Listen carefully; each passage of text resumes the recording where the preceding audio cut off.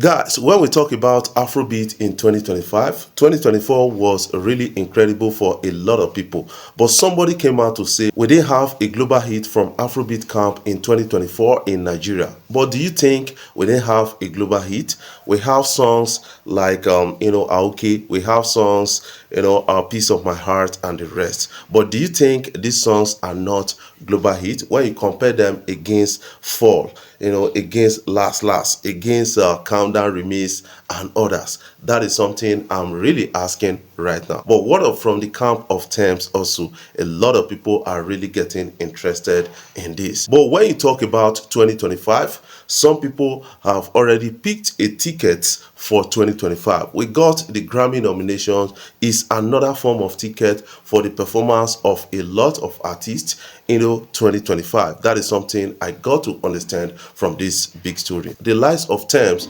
was able to pick 3 Grammy nominations with her recent album called Born in the Wild.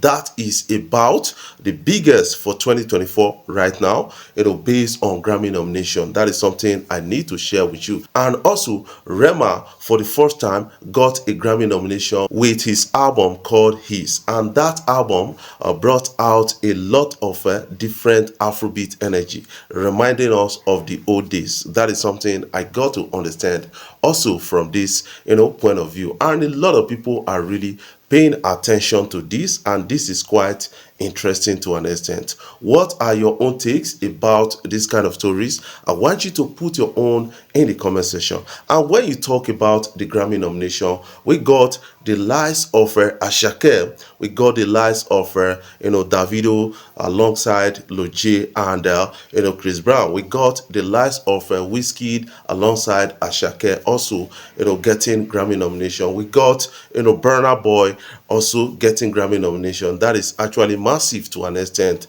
and that is really a provable point that these guys really imparted in 2024. And now they are carrying it forward to 2025. Based on the recent trend of things, a person of Wizkid dropping an album called Morayo. I think in 2025, Wizkid is going to be having his tour to promoting that album. That is something I got to understand, because he was seen in a particular studio rehearsing with his band, and somehow some people felt that this is a great preparation for 2025.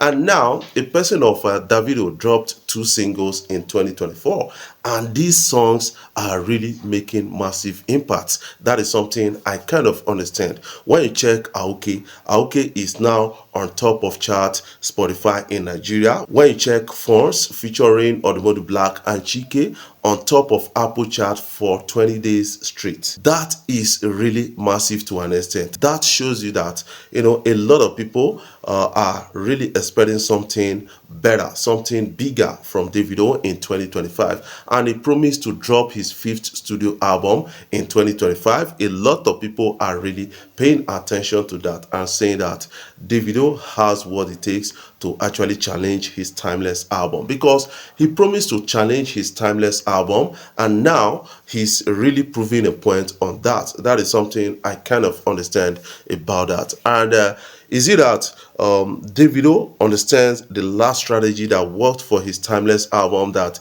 he is now moving with that? Because Davido aligning with the likes of Pella, to connect with the young audience on TikTok, streaming live, talking about his songs and other things. I think it is a great strategy that is working for Davido. Starting up, challenge on social media, Aoke challenge and the rest, I think is also a pretty interesting strategy. And somehow, a lot of artists, the likes of Wizkid, the likes of Burna Boy, they should understand now that you have to work as an artist to promote your work. That is something we got to understand. Outside your big names, you still need to push it up there.